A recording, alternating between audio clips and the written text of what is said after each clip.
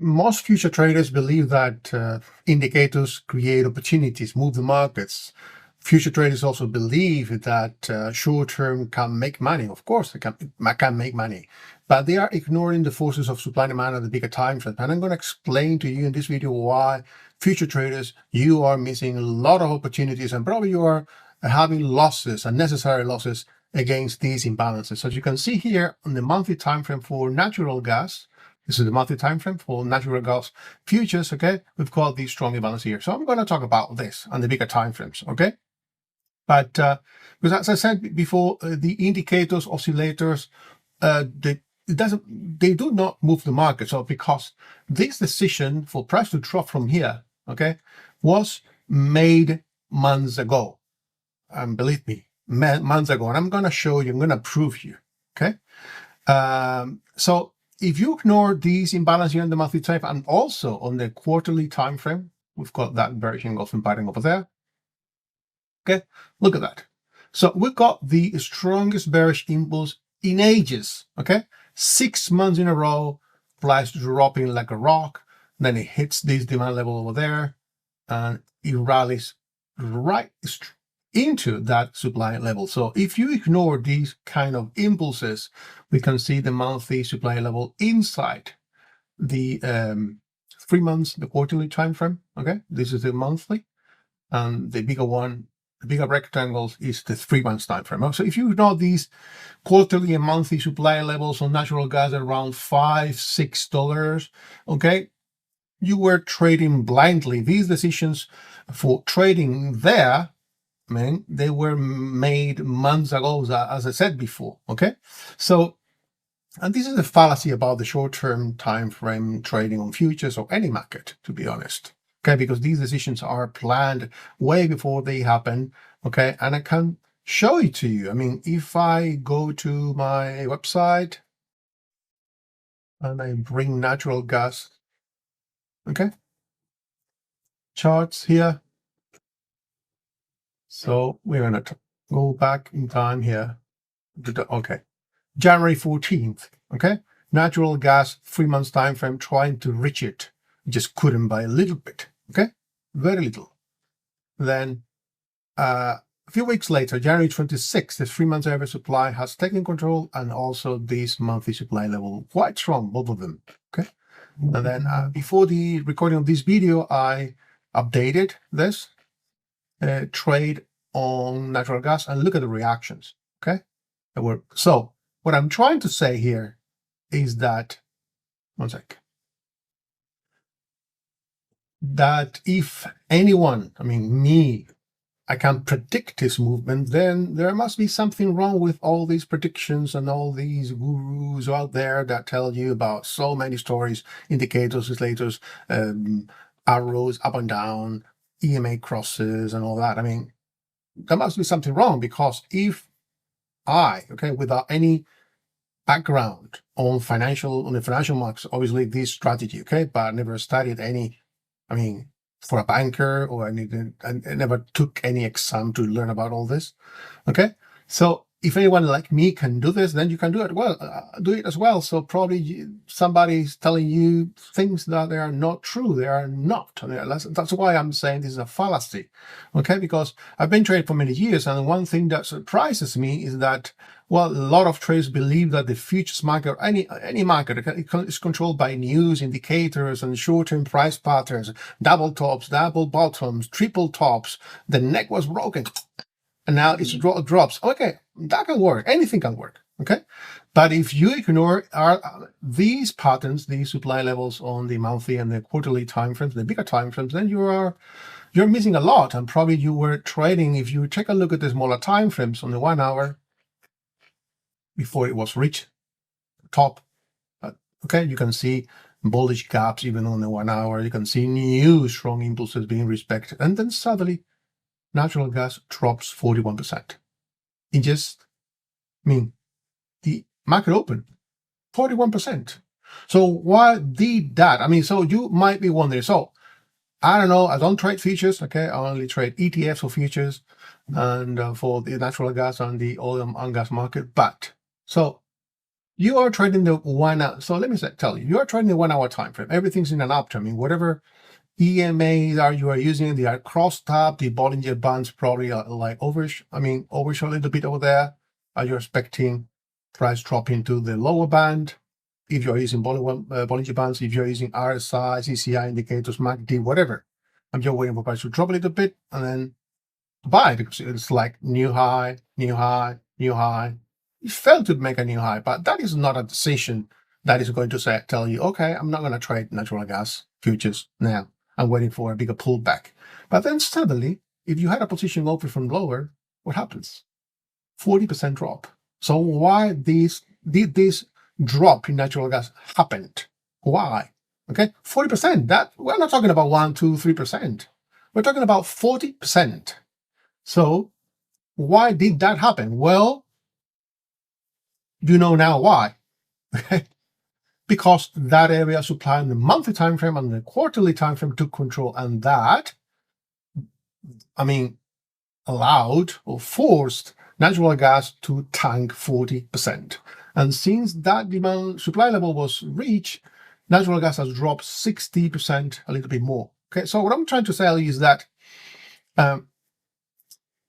when you're trading like longs on the 1 hour and 50-minute charts, okay, natural gas is like the perfect example of what you shouldn't be doing. Because we've got that bigger time frame area of supply and control. So the reaction, like I said, was violent. If you ignore these imbalances, this is why I am sharing them for educational purposes in the trading community.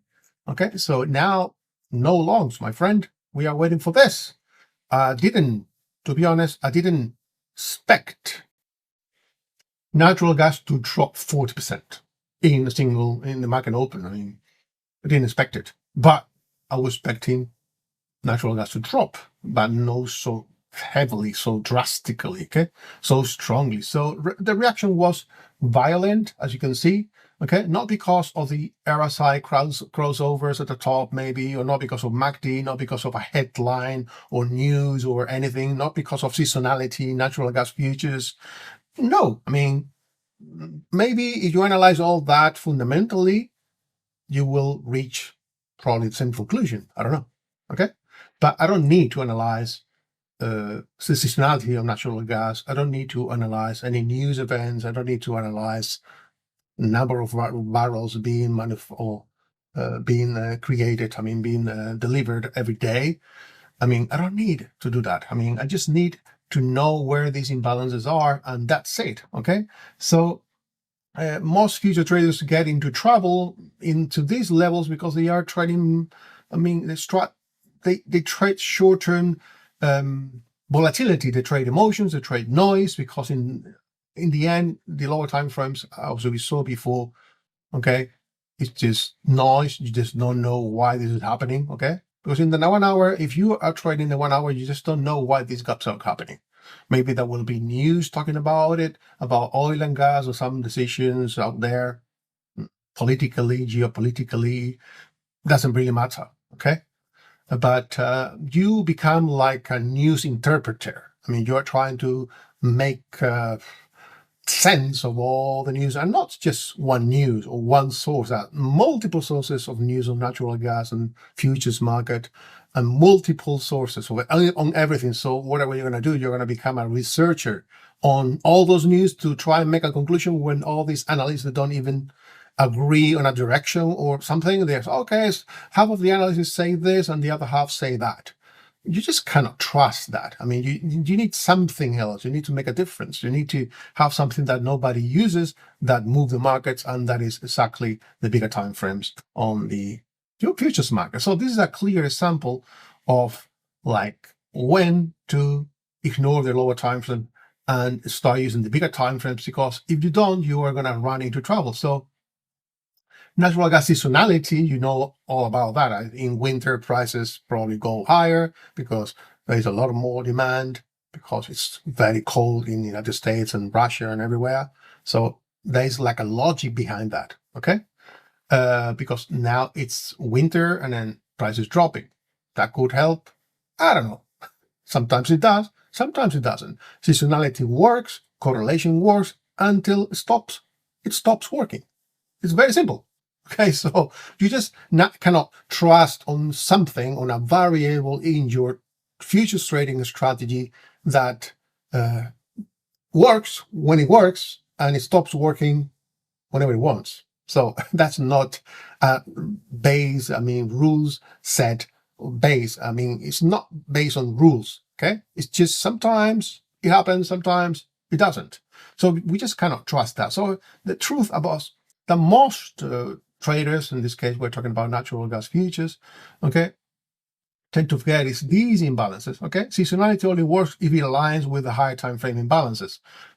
Well, that's not true. If it aligns, no. I mean, if it aligns, it's like higher probability. Okay.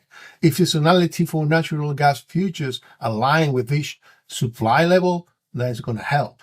But even if it didn't align, this is going to drop. Okay. That's what I'm trying to say. If you watch some of my YouTube videos, you're going to see like many times I'm talking about news events for the stock market and everything. And when there is a positive news earnings into supply, it just drops. Negative supply earnings, it just drops. I mean, it doesn't matter. These movements are already planned months ago. Okay, why? You don't need to know why. It just works. These imbalances, this is not created by you or me or thousands of traders like us. These are institutional footprints in natural gas trading, regardless of natural gas seasonality. It's just strong supply level on the monthly and the weekly. And when you take a look on the 3 months, okay, at the daily, okay, new high, new high, new high, and then suddenly it drops 40%. Okay, that was a pretty nice supply level, demand level on the daily, very strong, a demand level of about 68%. That was like, wow, nice to trade down there. Okay, because this is the origin here. But the truth is that the demand level was there, and we already have supply and control. So we don't go long when we have a bigger time frame supply and control. So supply doesn't care about these narrative about seasonality, about news events or fundamental analysis, or the OPEP doing this, doing that, or these natural gas companies increasing or decreasing prices depending on supply and demand, real supply and demand, okay? And news events and all that, it just doesn't care, okay? These 3 months and monthly supply levels, reactions show strength. Large wicks in the smaller timeframes and larger timeframes are almost always reactions to supply and demand levels. But if you don't know about them, you will just have like price action strategies that will, okay, if I see a ping, I'm going to trade when price rallies into half of it, okay? Ignoring why the ping is created in the first place. Okay, these bearish pin candles are created because they are pulling liquidity from out there from very strong orders that were there, and then they were just filled. Okay, that's the imbalance. That's in control, and this is where swing future traders and long-term future traders have a massive advantage when they are aware of these imbalances on the bigger time frame. So you can position yourself using option futures or strategies, or using ETFs for natural gas, and you can use bearish option strategies to trade on the way down. Trading is more in the bigger time frames using futures is very expensive, you know that, and that is one of the reasons I'm not doing that. So because when these imbalances take control, okay, well, this is what's going to happen. So you just cannot ignore that. So if you want to learn about these imbalances, you can follow me on YouTube or join our community, so don't forget. But remember that once the bigger time frame supply levels gain control, you are going to expect reactions like this, not always as violent as this one on natural gas futures, but you should just start seeing like bearish price action forming at the top, okay, and then that is like the distribution happening, and then price drops. In this case, that distribution didn't even happen. I mean, the imbalance was so strong and the reaction was so violent that not even in the smaller time frames that were probably not even on the 1 hour. I mean, this is nothing on the 1 hour. If we take a look at the 4 hour, it's like, these are no signs of accumulation. Okay. Not even on the daily. That's nothing. It just was a violent reaction. No? So this is it. I mean, remember, you need not to ignore these imbalances. If you do, you are going to run into trouble, as you are seeing in most of my videos. I'm talking about this one is this trade is like after the fact. This is not like, oh, okay, this is there, go short or whatever. This is for educational purposes. What happens when these imbalances are in control? As you could see before, I was sharing this scenario with the community here on natural gas. So this is it. Okay. If you like this video, follow me. And if you need anything special to be analyzed, any assets, futures, stock, crypto, or anything, just tell me. I will see if I should analyze if it is a lesson. There is a lesson to be learned from there. Otherwise, I will ignore it, because there are so many hundreds of stocks and cryptos and everything that I want to focus on something that is educational, that helps you understand the markets correctly. Okay. Have a good day.